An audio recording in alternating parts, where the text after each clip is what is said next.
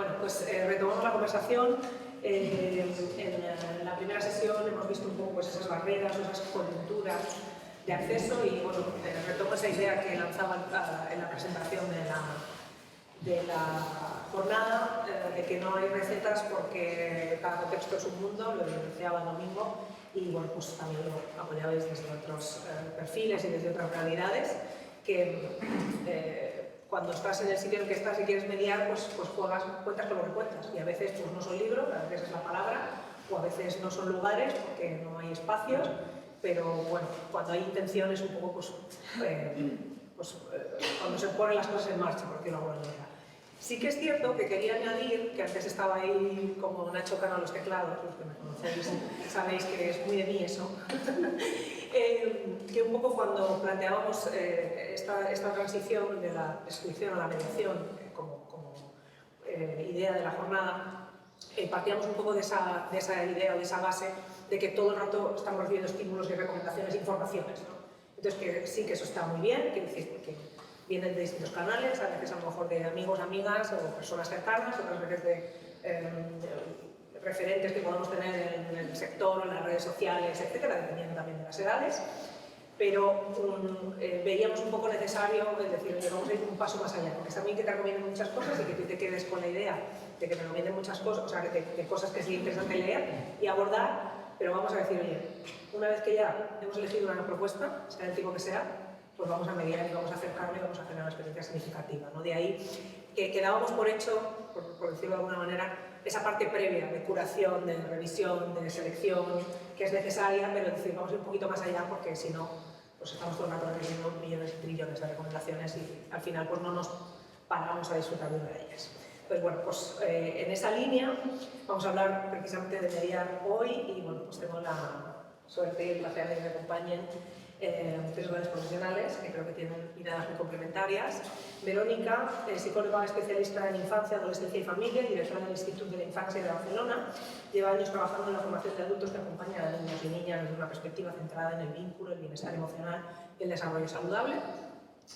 Lorenzo, antiguo compañero de faenas y de fatigas, de formación educador social, es responsable de actividades con jóvenes lectores de la Fundación Tomás Sánchez Ruiz Pérez y acumula muchas décadas, bueno, más de 2 décadas.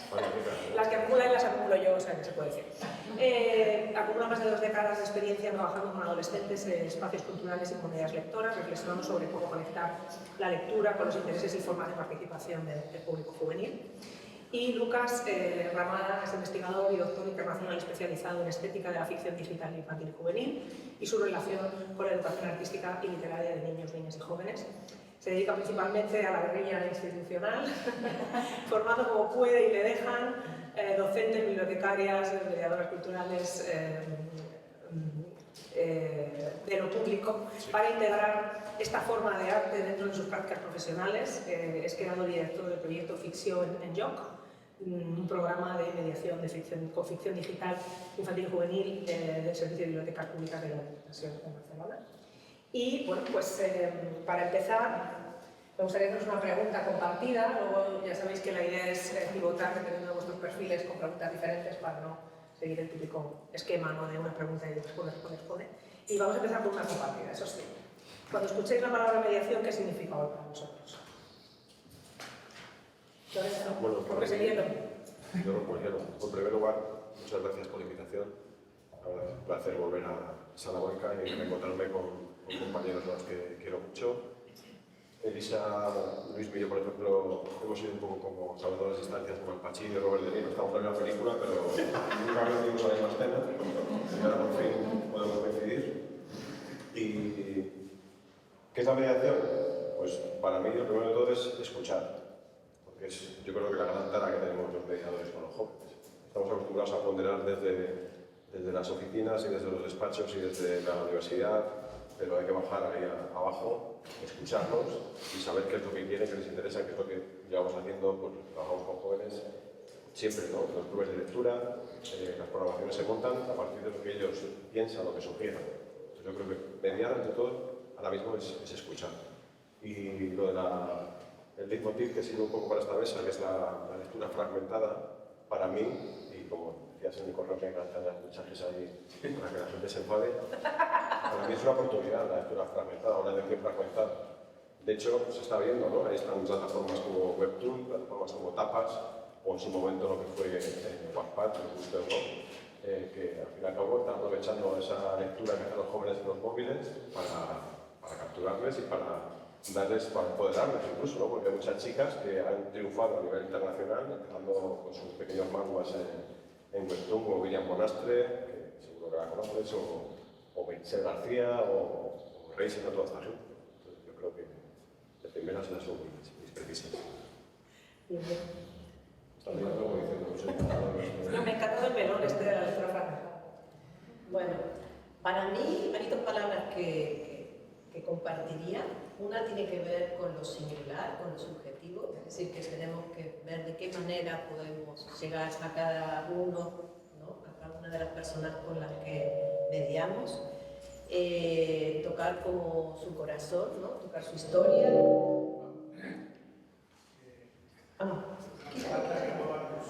La psicofonía.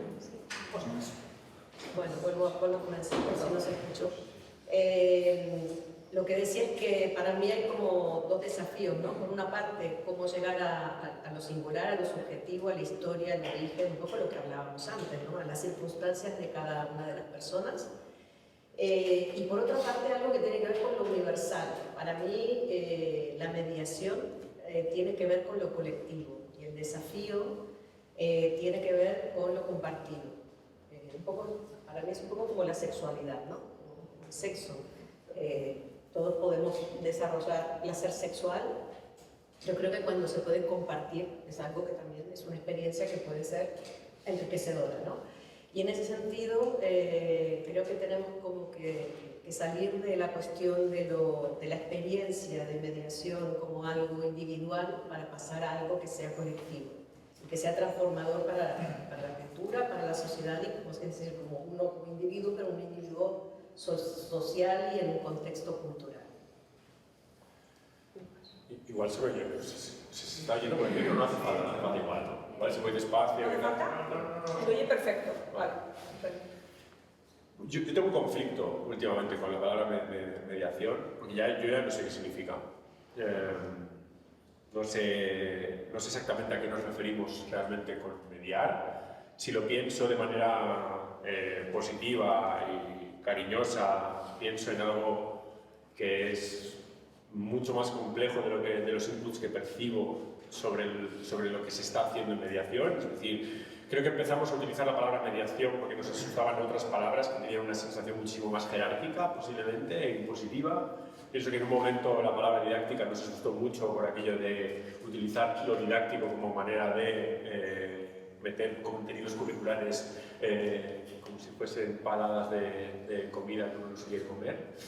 Pero creo que la palabra didáctica, sobre todo la didáctica literaria, que se construyó durante 30 años en este país de una manera maravillosa, en diferentes lugares, desde diferentes instituciones, la Fundación, los grupos de investigación, tanto los de Cataluña como los de Valencia, los de Castilla-La Mancha y tal, se construyó una manera de entender la mediación literaria, por utilizar la palabra, muy polisistémica y plural, que involucraba lo escolar, involucraba lo bibliotecario, involucraba lo académico, involucraba lo no convencional, incluso en la construcción de conocimiento. La didáctica era conocimiento sobre cómo construir públicos críticos.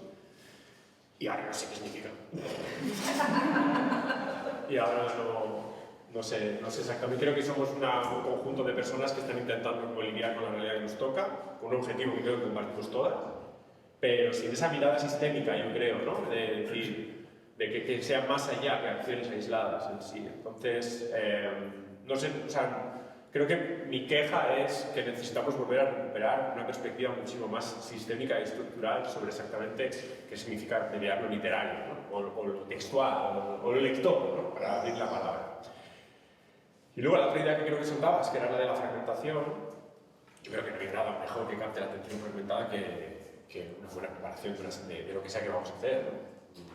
Es decir, yo creo que esa buena materia prima seleccionada, yo sé que habla de la persecución, etcétera, pero yo creo que una buena obra, del tipo que sea, bien entendida, y que se convierta en un buen diseño mediacional, capaz de visibilizar los espacios que descubre a un público que seamos capaces de escuchar y que por lo tanto la selección viene condicionada por quién es el público que tengo delante. Yo creo que no hay mejor fórmula, ¿no? que un buen texto en ese sentido. Igual uno de los motivos de la fragmentación es porque estamos rodeados de libros mediocres. Sí, de hecho yo creo que era Borges, ¿no?, que decía que una clase de literatura no era más que un buen listado de libros, ¿no?, de lectura, propuestas, sí. Bueno, Verónica, una preguntita para ti. Desde la psicología y el trabajo con infancia y familias, ¿detectas cambios en la forma en la que niños y niñas construyen hoy su atención, su imaginación y su relación con los relatos? Bueno, nosotros desde el Instituto de la Infancia también he de decir que mediación y prescripción para nosotros va bastante unido. De hecho, nunca nos planteamos si estamos prescribiendo o mediando o qué ocurre, simplemente ocurre porque bueno, somos un grupo de gente muy apasionada, nos gusta la infancia, nos gusta la literatura y nos gusta el desarrollo emocional, no literatura de emociones. Es precisamente todo lo contrario. Casi que da rabia, ¿no?, que se hayan apoderado de una palabra que para mí forma parte de hace 30 y pico años de mi carrera, ¿no? Yo soy psicóloga infantil y hacemos acompañamiento emocional. Entonces nosotros trabajamos en todo esto y es verdad que vas viendo que las familias han cambiado, la sociedad ha cambiado, pero los niños en el fondo no han cambiado. Es decir, cuando digo que los niños no han cambiado, evidentemente que tú ves que la infancia ha cambiado en terapia, por ejemplo, traigo el ámbito de la terapia porque es muy pertinente. Los niños antes dibujaban y jugaban y ahora los niños conversan, ¿no? Entonces los niños tienen un acceso a una mayor conversación. Curiosamente, la paradoja es que los niños en la etapa 0-3 están perdiendo el lenguaje y eso tiene que ver con la familia, básicamente, ¿no? La familia es quien hace la apertura a la cultura, al lenguaje. Entonces, para mí, en todo caso, que la infancia haya cambiado tiene que ver con que la familia está cambiando y con que la función de la familia está empezando, la familia está como abandonando determinadas responsabilidades de todo tipo. La más importante es la transmisión de la cultura, para mí. Entonces, ahora igual me fui un poco de la pregunta y no me quiero alejar demasiado, pero hacía la introducción para entender un poco el contexto. Sí, te preguntaba por cambios en la forma de atención, en sus habilidades, su desarrollo de la imaginación, su relación con los relatos, si observas ese tipo de cambios. Vale, bueno, es verdad que en niños y en adolescentes estamos viendo que el tema de la imaginación está cediendo, la inmediatez y la imagen se está apoderando, ¿no?, a nivel mental. Y esto trae una perspectiva que nosotros estamos intentando ensanchar el terreno del juego, por ejemplo, ¿no? Desarrollamos una metodología en la que unimos literatura y juego, de la que vamos a hablar en el taller por la tarde. Y entonces a través de esto, cuando nosotros ofrecemos literatura, lo que intentamos es abrir ese espacio, ¿no?, que la imaginación y el paso del juego, que es el lenguaje natural de los niños, que del juego puedan pasar a la literatura y de la literatura puedan pasar al juego. Y desde esa perspectiva, y tomando el nombre, es verdad que nuestra idea es que a todos los niños les gusta leer. Lo que pasa es que hay que generar el escenario necesario para eso, ¿no? Es decir, que tenemos que entrar en lo que es un niño, entender lo que es un niño, y cuando entiendes realmente lo que pasa con un niño, nosotros nunca, por ejemplo, nunca ponemos los libros acostados, siempre están de pie para que los niños se los encuentren cuanto más a su altura, mejor, ¿no? Y es una lucha. Entonces, bueno, son pequeños detalles, pero que creemos que son importantes, ¿no?, en este sentido. Lo que decías, lo de no me gusta leer, comentábamos en el café con algunos de vosotros, darle el giro a la pregunta, ¿no?, cuando dices, ¿te gusta leer? O que a lo mejor es como sí o no, es una pregunta muy cerrada, ¿no? A otra que también es una pregunta cerrada, pero que en general tiene una respuesta positiva, que es, ¿te gusta que te cuenten historias? Que yo creo que ahí es cuando dices, ¿a quién no le gusta que cuenten historias? ¿No? Perdón, para acabar una idea, a los niños les gusta leer. Nosotros trabajamos mucho en la lectura antes de aprender a leer, además. Entonces, El desafío para nosotros es que a los papás les gusta leer. Entonces trabajamos mucho el vínculo. Para nosotros no es el libro objeto. Nosotros con el libro como objeto de estudio no trabajamos. Sí que trabajamos con establecer un vínculo entre niño, adulto y libro. Y que eso se convierta en un abrazo. Luego, si se puede, pasando por traje alguna foto para que puedan entender un poco desde dónde hablo, pero lo que logramos es que haya mucho abrazo, es decir, que naturalmente, bueno, los adultos esto lo hacen, ¿no? Pero hay que generarles también el espacio y las condiciones, tener buenos libros, tener buenas editoriales que te acompañan. Bueno, aquí tenéis Logues, todo lo que hay aquí es de Logues también. Tengo que decir. Momento para la publicidad. Sí, casi que es una oportunidad para vosotros tener una editorial así. Logues, yo siempre digo, es de las pocas editoriales, y trabajamos con 24, son muy buenas, pero es de las pocas que tú con ojos cerrados coges un libro y siempre es bueno. Para mí, esta es la, perdón, te diciendo. Pero bueno, esto no lo has grabado, Elena, luego la grabas. Bueno, vamos a pasar a Lorenzo. Como comentaba antes, llevas más de 20 años trabajando con público juvenil. ¿Qué aspectos de la relación entre adolescencia y lectura han cambiado realmente en este tiempo y cuáles, en cambio, crees que permanecen sorprendente o no sorprendentemente estables? Bueno, pues uno que me parece no sorprendentemente estable, por ejemplo, es la afición por el manga. En el año 2003, hace poco me encontré con las estadísticas de préstamo y estaba Osamu Oyama, por ejemplo, y Rumiko Takahashi entre los 5 primeros más prestados, y casi 25 años después, en las bibliotecas de Madrid, en las de Barcelona, en las de Bilbao, que son las que consulté, todavía se mantenían todavía en el top. En ventas exactamente igual, ahora mismo creo que está entre los 100 libros más vendidos del año, hay como 20 mangos, por poner un ejemplo. Otros aspectos que siguen interesando, la fantasía. Es verdad que ahora hay millones de cajones dentro de la fantasía, romantasy, romance, fantasy, cozy fantasy, underclass fantasy, todo al final la fantasía sigue siendo los arquetipos siguen siendo los mismos, te sigues encontrando situaciones que no han variado, te las disfrazando de otra manera, pero siguen teniendo interés. Y hay muchísimos aspectos que permanecen igual. Yo la verdad que he notado, a ver, los tiempos cambian, hay dispositivos como el smartphone que para mí, lejos de ser, evidentemente a mucha gente la distrae en su día a día, pero la gente que es lectora lo ha aprovechado como una herramienta más pues, para socializar la lectura, que luego hagan de eso, me imagino. Lo he utilizado algunas herramientas para leer, incluso, con plataformas como las que he comentado antes. Entonces yo creo que en el fondo las cosas van cambiando tanto. Los que tenemos que cambiar somos los que estamos aquí, porque creo que, no sé quién hace poco escuché decir que era el mejor tratamiento de rejuvenecimiento que existe, no son las cremas ni nada, sino trabajar con jóvenes, porque ellos son el termómetro de la sociedad, son los que te van enseñando lo nuevo. A mí me iban enseñando toda la vida, cuando creías que sabías algo, llegas un día, cuando teníamos aquí el club de lectura, incluso después de la fundación, llegabas allí y pensabas que sabías algo y te dabas cuenta que no, tenías que seguir aprendiendo. Y eso vale para bibliotecarios, para profesores, para libreros, para todos. Vale, y voy a rascar un poco más allá de lo que leen, en actividades o experiencias de lectura, teniendo en cuenta que los clubes son como los más, y ahí están, secula seculorum, esperemos. Porque claro, yo me encuentro con actividades de lectura de públicos juveniles súper curiosas, ¿no? Me conecto por internet y en silencio leo con otras personas que leen. Muy interesante. Organizo una actividad de coaching para chicos para que sepan cómo dirigirse a chicas lectoras que les gustan, chicas que leen romantasy, fantasy, y entonces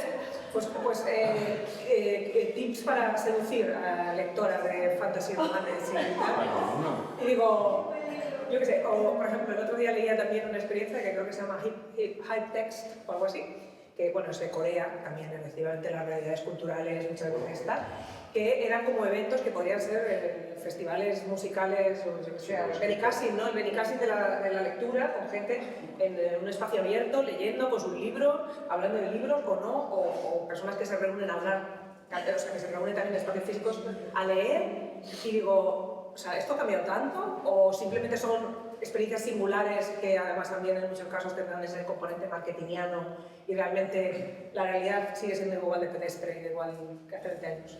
Yo, te voy a hablar en mi caso, yo nunca he trabajado ese tipo de... Vamos, de momento para terapia. Por eso el silencio es que Un poco reconocido. todo mucho futuro, desde mi punto de vista. Yo he intentado trabajar estos últimos años, sobre todo en las conexiones entre los videojuegos y los eSports con la literatura juvenil, sobre todo con la literatura fantástica, es un programa que tenemos que creo que tiene bastante buena acogida con los centros escolares, da igual que sean de medio rural que no sean de medio rural, porque al final los videojuegos todos tienen algún tipo de acceso en algún momento. Y luego estamos trabajando mucho también ahora el tema de la lectura, lo que se llama en Europa, que aquí suena muy mal, el high level reading, que se llama lectura ambiciosa, lo hemos llamado aquí, que es un poco ayudarles a que sean lectores críticos. Realmente creo que esto es una palabra que suena así muy guay y de que vamos aquí, pero realmente trabajamos en ello desde diferentes puntos de vista, con guicadas literarias por ciudades, trabajando con libros que conectan con otras, por ejemplo con películas y con series, que también hablaremos luego, eso también Marilu sabe mucho, tenemos aquí la suerte de tenerla. Y esas son las dos realidades en las que más, en la innovación literaria con jóvenes, en las que yo más me he movido últimamente. No conozco esas experiencias que comentas. Cada espacio tiene desde luego su peculiaridad. El tema de Corea que comentas, sí que es verdad que es una cultura aunque es muy alejada de la nuestra, aparentemente, sí que tiene mucho interés. Por hecho, las editoriales están sacando ahora cosas de K-pop y series en Netflix de anime que están bien troncadas con el fenómeno K-pop, ¿no? Y los K-dramas. Entonces, yo creo que al final nos estamos viendo al final una sociedad, pues como pasa en las ciudades. Tú ves el centro de Salamanca, que te encuentras los mismos establecimientos que en otras ciudades, y que en la literatura, por suerte o por desgracia, está pasando también cosas así con los jóvenes, ¿no? Pero bueno, luego hablaremos, tampoco quiero ir aquí quitaros tiempo a los demás. Bueno, Lucas, esta pregunta es para ti. ¿Cómo ha quedado esto? Soy filóloga, bueno, ¿crees que realmente estamos ante una crisis del relato o más bien ante una transformación de los formatos en los que se produce la experiencia narrativa? Bueno, yo creo que esto alguna vez ya lo he dicho, si seguimos esto de decir esto, lo siento por repetir, pero creo que estamos en una especie de tiranía del storytelling en el que todo es la narrativa. Siempre que abordamos la cuestión de cómo nos abordamos la lectura y los textos, el encaje casi siempre es narrativo. Y creo que bien nos vendría en la construcción de lo que decía sobre la cuestión del lector crítico, empezar a mirar poéticamente las cosas, en el sentido de intentar buscar una mirada interrelacionada, compleja, y no de descodificación directa de incluso la narrativa, es decir, mirar poéticamente la narrativa es una de las cosas que creo que deberíamos empezar a volver a mirar, porque curiosamente en un campo como el que yo trabajo, que es de la cultura digital, siempre por defecto se acaba hablando de narrativas digitales, y yo precisamente lo que intento todo el rato en los espacios en los que yo trabajo es como activar una mirada poética hacia cosas que a lo mejor no son poesía, pero que tienen poesía incrustada, precisamente por la selección que hemos hecho de las obras, el análisis previo, etc., ¿no?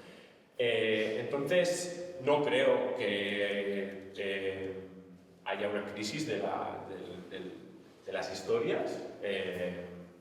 Creo que evidentemente es algo esencial para la construcción del sujeto, entender el mundo. Sobre los que trabajáis con primera infancia lo tenéis como muy interiorizado, y es que antes de entender una historia en sí, entiende el mundo a través de la historia, es decir, la construcción de sentido del entorno a través de la narrativización de la misma es clave, pero hay un paso posterior de mirar al mundo súper interesante, que es empezar a ver la relación que hay en las cosas que aparentemente no están diegéticamente ligadas, ¿no? Entonces, bueno, yo voy más por ahí. Y entonces como me da un poco igual cómo estén las historias, porque yo quiero centrarme en mirarlas de otra manera, ¿no? Pero eso requiere trabajo profundo, es decir, claro, requiere trabajo... Que es un poco lo que pasa es cuando recomiendas y prescribes como de forma... Sí, es que hablamos mucho... O sea, demuestras muchísimas personas que recomiendan lecturas que no se han leído. Quiero decir, a mí es una práctica que yo no practico. Esta cosa, creo que estamos como muy obsesionados con de qué van las cosas. ¿De qué va? O sea, recomiéndame algo en función de qué va, ¿no? Y a veces como de lo que va una obra es una capa superficial que puede que no encaje, puede que encaje directamente con la lectora que tienes delante, pero puede que haya otra obra que no vaya de ese género específico que le interesa tanto, que encaja más, porque la manera en la que tiene soterrada otra manera de representar esos espacios, lugares, personas, humanidades es mucho más interesante para ese sujeto en ese momento. Entonces, sí, no me interesa mucho de qué van las cosas.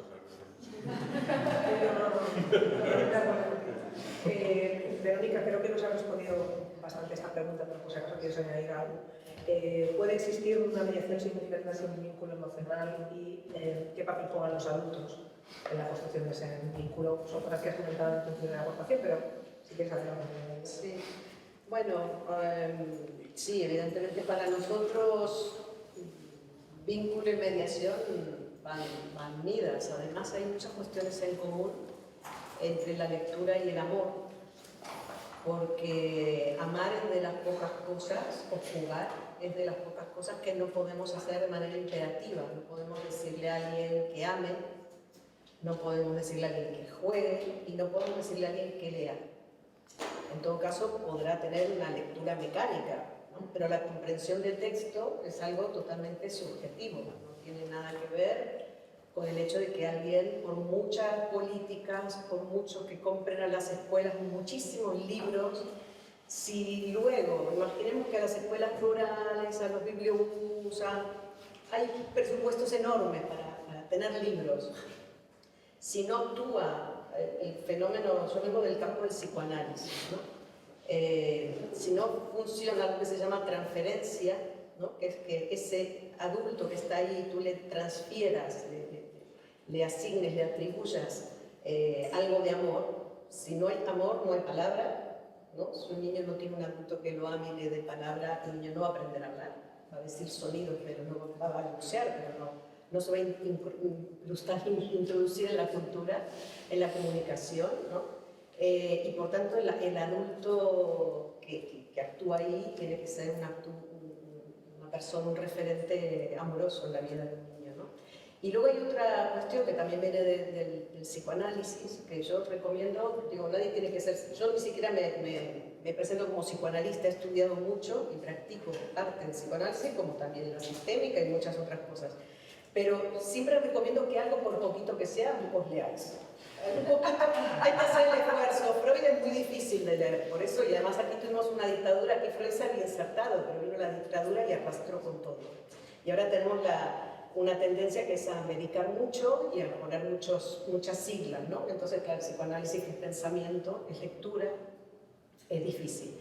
Pero recomiendo mucho, y él hablaba de la primera experiencia de satisfacción, ¿no? Cuando un bebé mama, es algo mítico, nadie recuerda su primera experiencia mamando, pero si esa experiencia fue buena, aunque te den un biberón, ¿no? Hay un brazo que te sostiene, hay unas palabras que te calman, algo que te inserta en este mundo que es nuevo para ti.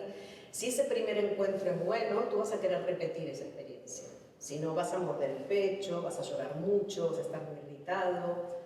Cuando hay una madre ausente, ¿no? Los niños empiezan a llorar mucho. Entonces, con la lectura pasa lo mismo. Si las primeras experiencias son satisfactorias, a los niños les gusta leer, porque es precioso para un niño, este material, que es natural que los niños quieran leer.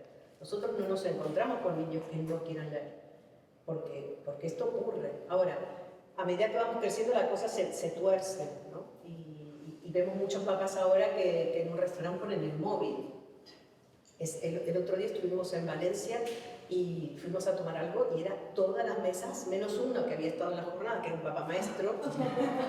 Era el único, pero era la excepción. Pero había una mesa donde había 2 móviles, cada criatura con un móvil diferente, ni siquiera compartían, que luego, mira, vamos a hablar de lo que hemos visto. No, cada uno con su pantalla. O sea que estamos asistiendo, yo pienso que estamos estropeando de una manera, o sea, luego tenemos que volver a hacer políticas, a ver cómo acercamos a los niños, pero que los estamos alejando antes de acercarnos, ¿no? Entonces, bueno, básicamente te diría esto. Y lo último es que el tema de la lectura en silencio, si luego da tiempo, sí que a mí me está preocupando mucho, porque en la ciudad en la que yo vivo, que nos ha costado que nos dejen el claustro del monasterio para hacer un festival que lleva 9 ediciones, pero que nos han echado de 1000 lugares, que no hubo otra que hacerlo ahí porque un político dijo, hay que hacerlo aquí, o sea, por decreto, porque este es el lugar. nos ha costado tanto, pero ahora de repente entró una asociación de alguien que vio en Nueva York, gente en no sé dónde, leyendo en silencio, una cosa súper snob, que nosotros cuidamos el patrimonio y tal, y gente comiendo fresas, leyendo un libro sola, cuando adentro no se puede comer, ¿no? En unas tubonas de playa, que dices esto, cuando tú haces algo estética, bueno, por aquí lo vais a ver, pero muy cuidado, pero esta gente muy snob, respetable. De hecho, la generación Z con la generación alfa, los llaman los texters un poco, ¿no? O sea, como que aboga por el silencio. De hecho, hubo una chavala en el club que la dije, oye, llama a esta chica, voy a una vez, y me dice, no, es que no quiero llamar porque invado su intimidad. Joder. Prefiero mandar, ¿sabes? Un mensaje de texto o mandar un audio. O sea, que quiero que haya movimientos que han puesto en conversación. Bueno, los hay, pero yo no lo conocía. Los audios a los que adopté por mis infantes, solo si hay mucha confianza. Eso es mucha confianza. Por supuesto, no se manda un audio así a cualquier persona. A mí me preocupa la facilidad con la que estamos abriendo, como que parece lo más moderno, lo más nuevo, cuando lo interesante sería conversar.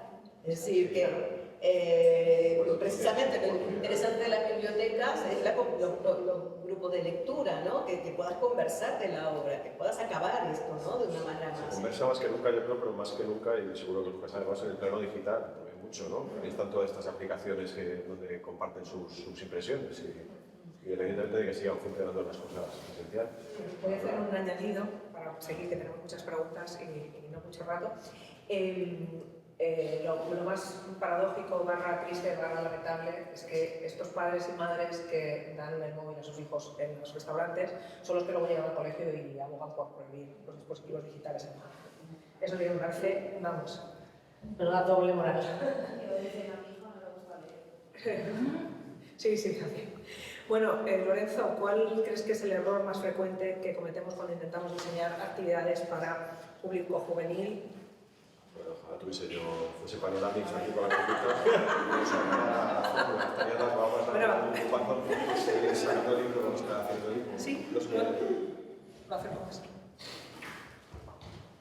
Yo creo que el error más habitual, en mi humilde opinión, es que, y vuelvo a apelar al principio, que no escuchamos y quedamos por algo como cierto, cosas que no son, ¿no? Eso nos ha pasado a todos. Yo creo que los que hemos trabajado con jóvenes nos hemos equivocado 27 millones de veces en la programación, porque piensas, esto les va a encantar. A mí me pasó, por ejemplo, con los comic Marvel en ese momento, ¿no? Cuando la última generación del club, ahí en el Lados, que había un chico que era dibujante de Marvel aquí en Salamanca, y digo, voy a traer a Manuel, y voy a traer a este hombre aquí, un tío que dibuja Marvel, les va a flipar a todo el mundo.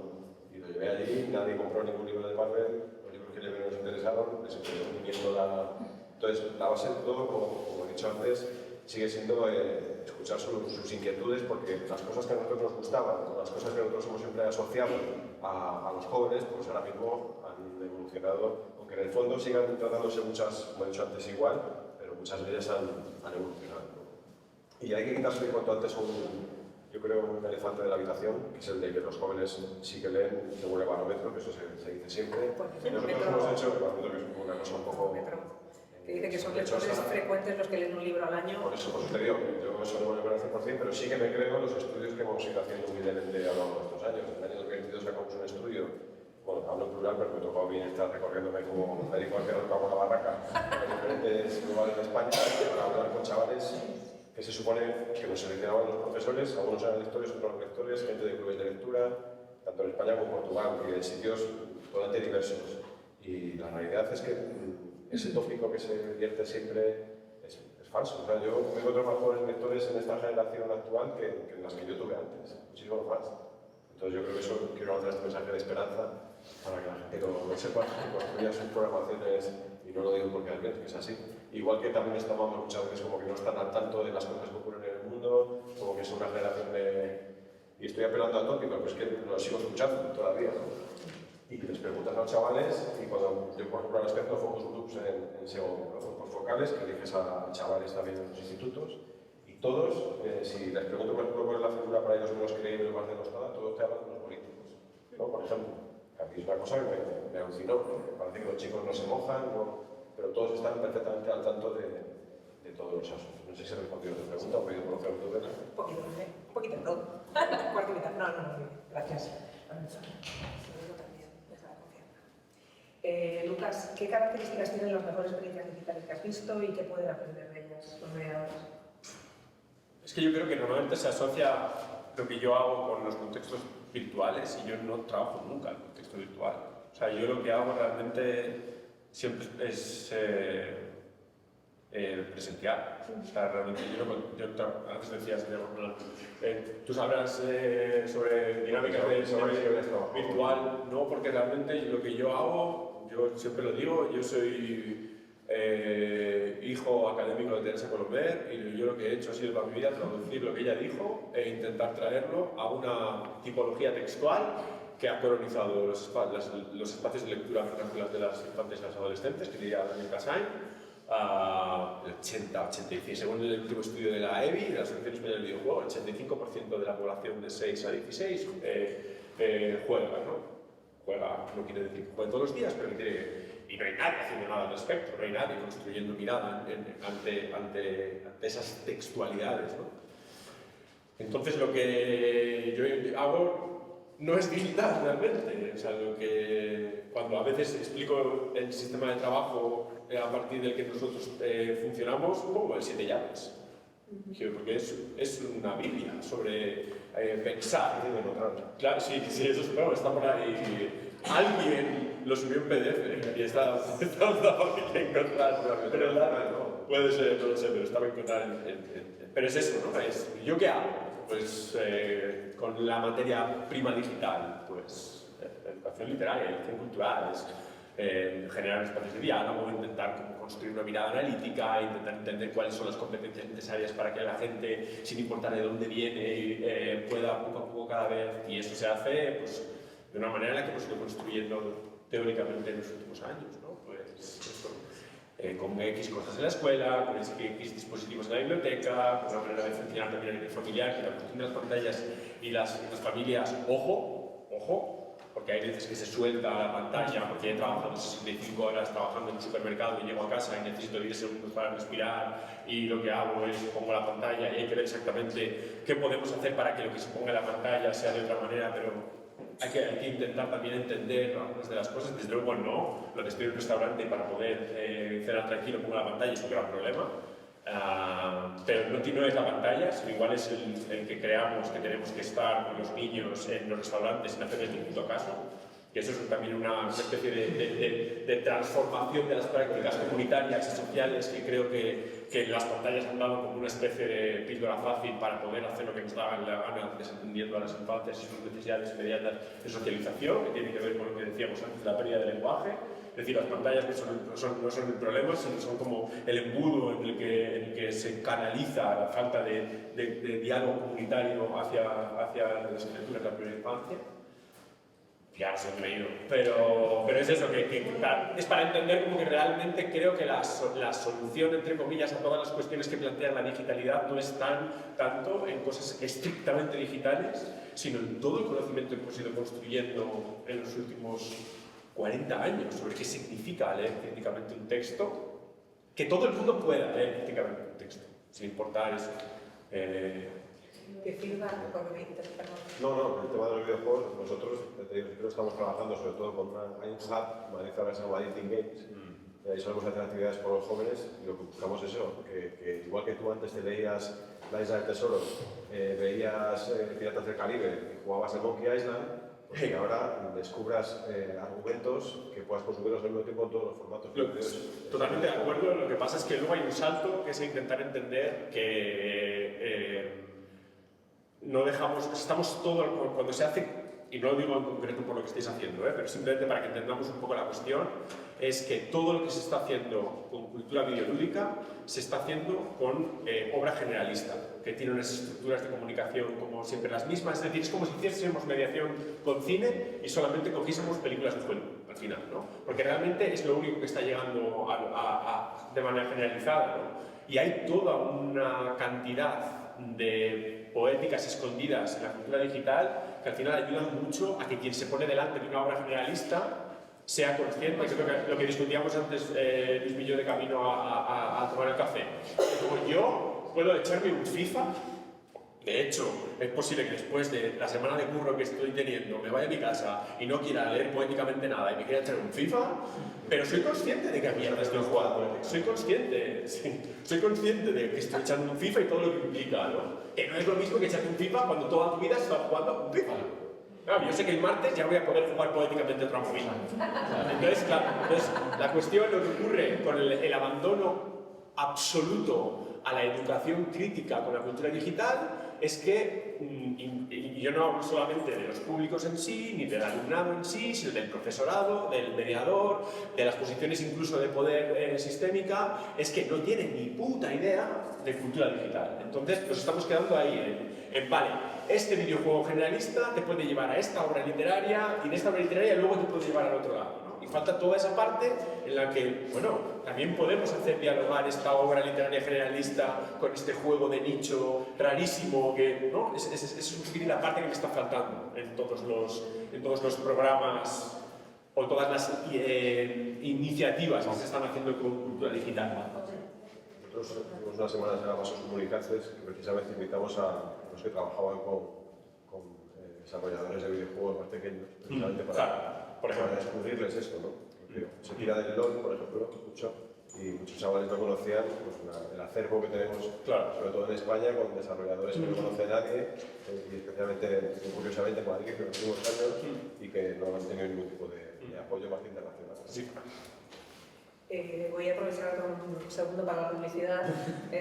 Lucas tiene un canal en Instagram, Esto no va de libros, os invito a seguirlo. Esto no va de libros, os invito a seguirlo porque precisamente estos videojuegos y propuestas digitales o ficciones digitales de nicho y muy singulares, pues las descubre en muchas ocasiones a través de su canal. Pero es como cuando hago caca, ¿eh? O sea, mi trabajo es otro. O sea, yo cuando tengo 5 minutos y veo algo, porque uno de los problemas que hay, yo creo, es que el personal mediador esté ocupando el lugar en el que esté, no tiene esos referentes, y entonces cuando yo voy trabajando y tengo 5 minutos, digo, voy a ponerlo ahí para que se vaya conociendo, ¿eh? Pero quiero decir que si entráis es un poco un Cristo del lugar, donde hago lo que puedo, cuando puedo, no es un proyecto realmente, es, yo qué sé, es algo que...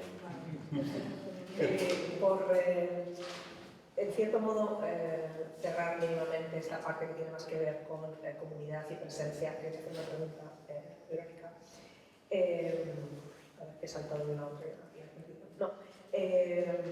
Desde la perspectiva del desarrollo infantil, ¿qué preguntas deberíamos hacernos antes de preocuparnos por el tiempo en pantalla? Bueno, el tiempo en pantalla en sí es relativo dentro de un contexto en el que pasan muchas cosas, ¿no? Lo que mencionaba recién, es verdad que los adultos están teniendo o una hipervigilancia de los niños, ¿no? Los vemos en el deporte, que están ahí puestos en primera línea, no los dejan equivocarse, o un abandono de ciertas responsabilidades, y muchas veces están juntas en las mismas familias, ¿eh? No es que hay familias de un tipo y familias de las otras, sino que hay una sobrecompensación muchas veces del tiempo que no estamos o de la dedicación que no puedo dar. Entonces, para mí, más que la cuestión, la preocupación o la pregunta en relación a por qué no les gusta leer o que lean más, es qué tipo hacia dónde va la lectura, ¿no? Es decir, que cuando en las clases los profesores plantean una lectura obligatoria, ¿no? Que cada semana tienen que leer algo, pero después no hay un retorno, no hay un trabajo y alguien no tiene el espacio para poder hablar de que este libro no lo terminó porque no le gusta, ¿no? Parece que te tiene que gustar leer, te tiene que gustar la historia que estás leyendo, cuando puede ser mucho más rico para mí y para el resto poder hablar de lo que no me gustó. Entonces, bueno, me parece que tenemos nosotros, ¿no? Desde la responsabilidad que tenemos, también tenemos que generar esto en los públicos con los que trabajamos. Leer está muy bien o no, depende, ¿no? Porque ¿quién dijo que leer está bien? Depende de lo que leas, cómo lo leas y de qué manera lo leas. Bueno, cada uno tiene su experiencia, ¿no? Pero yo creo que también tenemos que poner un poco el énfasis en lo que creemos que es un poco más incorrecto.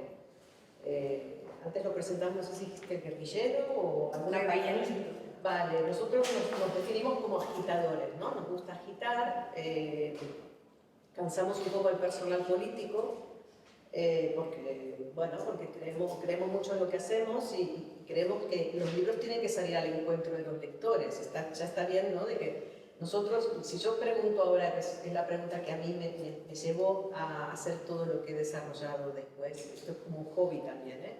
Yo digo, hay maridos que le ponen a la mujer la tienda de pieles, ¿no? Antes le ponían a la mujer que era una tienda, y yo he creado esto que es un hobby. Para mí es un hobby, no es mi profesión, pero bueno, es un hobby que se acabó convirtiendo en una gran dedicación. Pero lo que a mí me llevó fue que si yo pregunto a vosotros, ¿de qué manera lees? ¿En qué posición? ¿En qué contexto? Bien, y esa es la prueba un momento, ¿eh? Pero por ejemplo, ¿cómo os gusta leer? ¿En qué situación? Tumbada antes de dormir. Tumbada antes de dormir. Tumbada antes de Cuando ya dormir. no tienes nada que hacer, que es lo que hablaban antes. Vale. En el parque. En el parque, ¿qué más? En el sofá. En el sofá, En la cocina, en la cocina, en el baño, en el baño, en cualquier sitio. en el sitio. Si hacemos un trabajo, que me tomé el trabajo, de ver cómo leen los niños, que son aparentemente más creativos, más espontáneos, más libres, los niños leen en la escuela, sentados en una mesa, en la biblioteca o para irse a dormir. No es un momento muy de disfrute. Los adultos disfrutamos más de todo eso, ¿no? Entonces mi pregunta también es, bueno, ¿por qué no podemos acercar los libros? De hecho, es lo que trabajamos, lo que hacemos, ¿no? Porque en las cafeterías, por ejemplo, ¿no? Crear espacios de lectura, que es lo que hacemos en la ciudad donde yo estoy. Porque el día sin coche, por ejemplo, nosotros cerramos la calle y lo que antes eran actividades ecológicas, que está muy bien, estamos ganando y estamos poniendo libros en la calle. Entonces en la calzada por donde pasan coches ponemos muchas alfombras, lo cuidamos muy bien y la gente se pone a leer ahí. El Día de Europa había una actividad en el monasterio, el alcalde ese día reúne toda la población que es europea, espacio de libros, es decir, que los niños se tienen que encontrar con los libros de una manera más natural, en espacios naturales. Y eso significa que si tenemos o no tenemos libros, pero si tuviésemos población que tiene un libro en casa, aunque sea, que cada niño traiga el libro que tiene, aunque no tuviésemos presupuesto, y que hagamos un día un picnic de libros, ¿no? Por favor, quería aportar. Sí. No, se me ha olvidado decir en el baño. Sí, van Cuanto más En el baño tiene que haber libros. claro, es cuanto más concentración y más placer sentimos, o sea que mira, porque eso no puede haber, ¿no? O sea que bueno, para mí la pregunta es qué es lo que estamos haciendo mal, qué es lo que podemos hacer mejor, ¿no? Y para mí pasa por poner los libros en los espacios naturales de los niños. Hay alguien que hace un picnic literario, ahora mismo no recuerdo quién, pero hay alguna... Por eso. Paloma Balatista. En la Feria del Libro de Madrid se hacía pues, en los archivos. Ahora no se puede hacer, porque nosotros en la Feria de Madrid ahora vamos a participar y nos dijeron picnic de libros no se puede hacer por cuestiones de seguridad, los árboles y los tiempos. Se estuvo haciendo durante 15 años, De hecho, ¿Y la gente a nivel particular? Sí. el caldo de cultivo, el caldo de las frutas originarias, surgieron en el retiro, que quedaban en los picnics y luego se iban a hacer sus fotos y a compartir lecturas. Ahora mismo en la Feria de Madrid, para mí, hay un drama. Y no lo digo porque el pasado me tocara diseñar actividades para jóvenes allí. Es que no hay actividades para jóvenes como tal, porque los niños quedaban en un Bitcoin y ya ni siquiera están. Y es increíble, porque los datos cada vez que ha habido actividades específicas para jóvenes en la Feria de Madrid, los datos eran todos de que los que más iban eran jóvenes.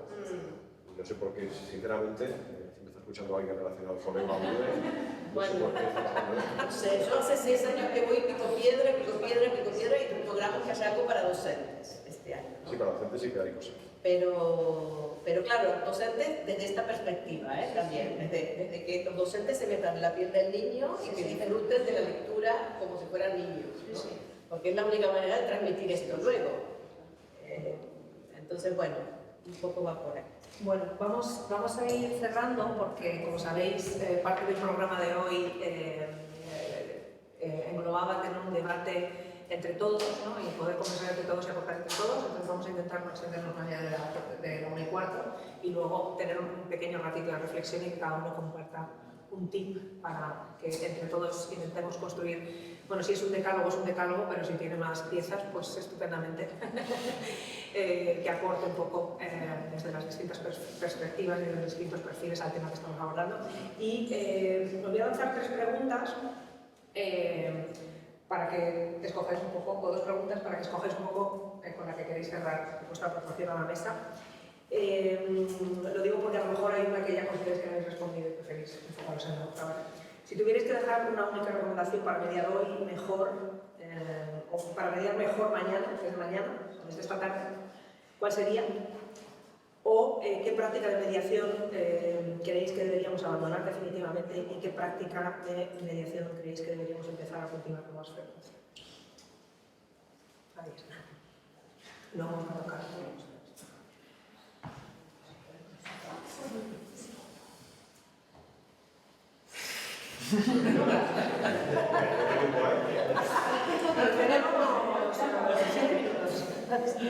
Una pregunta que hemos cobrado mucho porque tiene mucho paristas, ojo. Sí, tiene una pillada.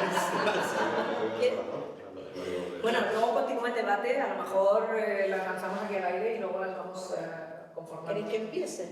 Dale. Sí, un poco para... A ver, voy a dar una recomendación que tiene un poco de trampa, ¿vale? Cuando nosotros presentamos la metodología Crealis, que es la que une juego y literatura, hay una que yo a los maestros les digo, a lo mejor en este contexto hubiese dicho otra cosa, pero cuando me dijiste una, digo, siempre decimos, si tenéis que empezar por algún lugar, pocos, pero libros de calidad. No compréis otras cosas, no invirtáis en materiales, podéis hacer, o sea, podéis pintar con tierra, no necesitáis comprar pintura, pero los libros de calidad son insustituibles. Y si no tenéis dinero, y si se os rompen o lo que sea, de cartón, aunque sea para primaria, porque esos son libros informativos que sirven no solo 03, sirven para todo. O sea que tienen un valor estético que por qué abandonarlos en el 03. Luego, la práctica mediadora que yo abandonaría, yo siempre soy de la idea de sumar, ¿vale? No soy de abandonar nada, pero soy recolectora y no me cuesta mucho soltar. Pero sí que soltaría, voy a hacer polémica, ¿vale? Pero un poquito me gusta. No, dale. Yo abandonaría la Celestina y la obligación, porque yo leí todo esto. Teníamos literatura, todo un año, tercero de la secundaria. Lo que me acuerdo es que era tercero de la secundaria y era obligatorio. No me acuerdo de nada, absolutamente de nada. No estaba articulado con ninguna otra cosa. Y perdón porque tenemos aquí grandes docentes, pero dije que iba a provocar, ¿vale? Sin embargo, tengo un salto en mi formación literaria de clásicos contemporáneos que para mí sería muy interesante poder incorporar. Y ahora de adulta los estoy incorporando, ¿vale? Entonces, yo creo que a lo mejor acercarnos un poquito más al universo, ¿no? Además es de donde hemos salido y salimos mal, porque hemos perdido a nivel social muchas cosas. Y esto es un agujero que es una pena. Y luego lo que incorporaría es la libertad, es decir, que alguien pueda sentirse más libre de poder elegir. A lo mejor tenemos 3, la Celestina, el Lazarillo y el Quijote, ¿no? Bueno, que pueden elegir uno, a lo mejor, si puedo elegir, no elijo este, elijo otro, pero leo algo. Entonces, o no lo leas todo, leas una parte y cuéntanos. ¿Por qué tenemos que leer toda la obra? Toda la obra. En cambio, la lectura, cuando hacemos eventos, sí que incorporaría la parte inclusiva, por ejemplo. Es decir, algo que puedan todos hacer, pero que sea apto desde donde nosotros programamos, desde donde nosotros pensamos. Me pasó, y lo voy a mencionar porque tú estás en Barcelona y seguramente les conozcas, no me importa porque no tengo nada que perder. Molibra es un evento que tiene un presupuesto, yo no sé el presupuesto que tiene, pero tiene mucho presupuesto.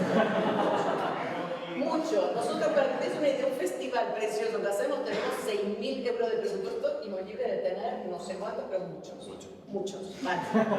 Molibra resulta que ahora tiene gente que, bueno, lo quieren renovar y tal, y muy bien, porque es muy valiosa, no tengo dudas, pero hacen algo que es inclusivo. ¿En qué consiste hacer algo inclusivo? Tú entras y en una salita a un costado, que no hay nadie, no había nadie, una sala para niños con necesidades especiales, ¿vale? Pero cuando tú vas a la programación, y me pasó esto, y vas y estás en el teatro, hay un niño con autismo que está a los gritos porque no puede estar en esa sala. Esta familia quiere que el niño haga lo que hacen todos, y no es tan difícil porque si nosotros, que somos hormiguitas, lo hacemos, en Libra con el dinero que tienen, y los edificios y las posibilidades que tienen, deberían hacerlo, y si no, que no lo hagan inclusivo. Es un insulto a las familias. Entonces, el tema inclusivo lo tenemos que incorporar. Cada vez tenemos más niños en las aulas y cuando bajas al terreno de la literatura y de la mediación, cuesta mucho proceso. Requiere mucha formación. Pero si hay algo para incorporar, yo incorporaría eso. El tema de la inclusión bien entendido. Yo te compro la premisa que has dicho de la materia prima de calidad. Una premisa que, por cierto, aquí tenemos un señor que ya hace muchísimos años, Luismi, la tenía como norma básica del grupo de lectura que hemos hablado antes. Solamente se podía hablar de lecturas cuando reunían la excelencia, eran los que realmente entraban en la selección que hacíamos en aquella época en Sol. Entonces esa premisa creo que es absolutamente fundamental. Y la otra cosa que estabas comentando, que era lo de la... ¿Cuál era lo que has comentado? Lo segundo que has dicho. Lo de la libertad, lo de los clásicos. Los clásicos, perdona, se me había ido la pinza. Yo creo que ahí es un problema que se nos escapa, que es el que hablaba antes del compañero, o sea, en los institutos y en las escuelas, ¿no? Que todavía se sigue teniendo ese manual de introducir lecturas clásicas que no vienen al reto y no escoger fragmentos de ella para analizar, por ejemplo. Pero yo creo que ya hay brotes verdes y hay muchos profesores que están introduciendo el cómic de calidad, por ejemplo, los planes de lectura. Se están potenciando bibliotecas escolares incluso en pueblos donde antes no tenían bibliotecas escolares. Pero te digo que se nos escapa porque depende mucho de la política educativa que hay en España. Y como además tenemos una política educativa que cambia cada 3 meses, como quien dice, ¿no?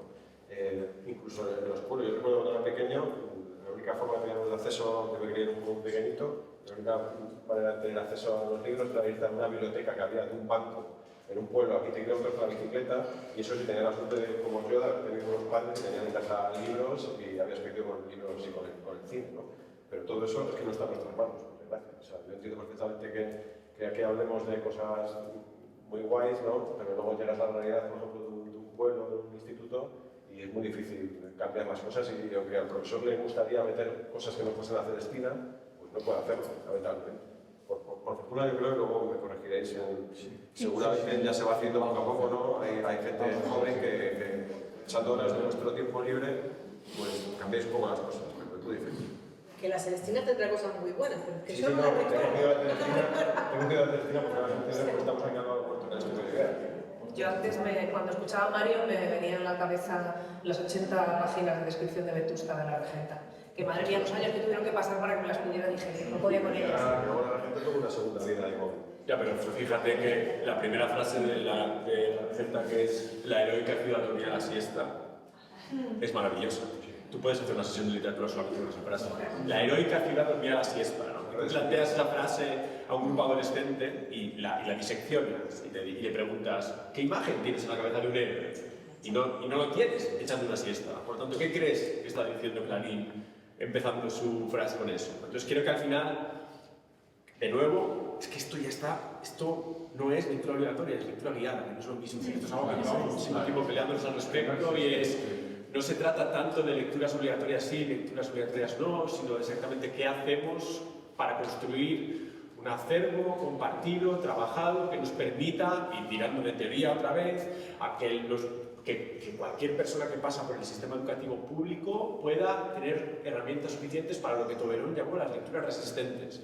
Que son aquellos textos que no son de consumo superficial y fácil y que son los que te permiten después tener libertad de elección, que es algo que tú decías. La libertad, perfecto, pero libertad porque puedo, no porque es lo único que soy capaz de hacer al final. Entonces, ¿cuál es la práctica mediacional que yo incluiría? El pensamiento político. Porque todo esto son recursos. Todo eso son recursos, reflexiones sobre condiciones de clase, reflexiones sobre qué implica que una persona puede hacer una selección de libros. Para hacer una selección de libros hay que haber formación al respecto. Si es un trabajador público, esa formación tiene que haberse dado en una institución pública. Para que esa institución pública te haya dado la formación, tiene que tener recursos. Para que tenga recursos, el gobierno de turno tiene que haberse dotado. Y para que el gobierno de turno haya dotado de recursos a esa institución, hace falta que hayamos pensado eso previamente, porque han tenido que ganar las elecciones unos y no otros. Entonces, al final, yo creo que toda esta especie de pensamiento sistémico sobre cómo mediamos, entendiendo que para qué queremos mediar. Y si queremos mediar para que todo el mundo sea competente y libre, pues hay cosas que no podemos hacer. Irene. Estoy súper de acuerdo con él, no puedo estar más de acuerdo, pero hay resistencias que ya no son solo institucionales, o sea, Sí, no son solo dotativas y de tipo económico. Es que hay veces que llegas a ensanchar el pensamiento crítico, la mirada al horizonte y te dicen, ¿dónde vas? ¿Dónde vas politizando de nada? Perdona, no, esto tienes que cambiar, aquí no admitimos este tipo de discursos. Has venido a contar cuentos, aquí los valores fuera de lo que pasa, de que los valores están intrínsecos en cualquier lectura, no te dejan. Entonces, claro, igual es algo mucho más institucional y mucho más primario que cómo mediamos, ¿eh? O igual es también dónde está la apertura de mente de las instituciones donde vamos a hacer mediación, porque hay veces que no te dejan. También nos vamos a encontrar. Pero eso también es político, ¿no? Claro, claro. Por eso te digo. También lo contamos, que no nos han dejado hacer esto. Claro. Volvemos y decimos, bueno, no nos han dejado hacer esto, venimos con otra propuesta. Vamos a Para que sepáis que más tibio, vamos a hacer más tibio, que lo que tal. En algunos estudios que hemos hecho estos de campo, en este caso con bibliotecarios, me acuerdo en Córdoba y en Coruña, por ejemplo, cuando hablamos de cuál era el mayor enemigo o la mayor resistencia que encontraban a hacer los cambios, nos hablaban que eran de sus propios compañeros. Muchas veces, y eso es significativo, ¿no? O sea, que haya las propias plantillas, gente de una diversidad de pensamiento y de una diversidad de política de un tipo u otro, que son al final lo que más te merman, incluso por encima de los presupuestos. Bueno, y el pasado incluso en las familias, que yo me he encontrado también en el LIBER el año pasado a profesoras con proyectos de lectura fantásticos y encontrarse con familias que le decían, oye, no te vas a estar arriba, que yo llego a casa muy cansado y no quiero que le vengan los niños tan emocionados por los libros que le han dado, por la lectura, por lo que le han propuesto, porque yo estoy muy cansado y me quiero ir a la cama. Y claro, llega el niño, le tengo que leer, encima quiere dibujar, encima no sé qué, y me lo ha sobreestimulado el niño, así que mira a ver si no te tienes tan arriba. También me encontré ese caso. Bueno, vamos a darle un súper aplauso a estas personas.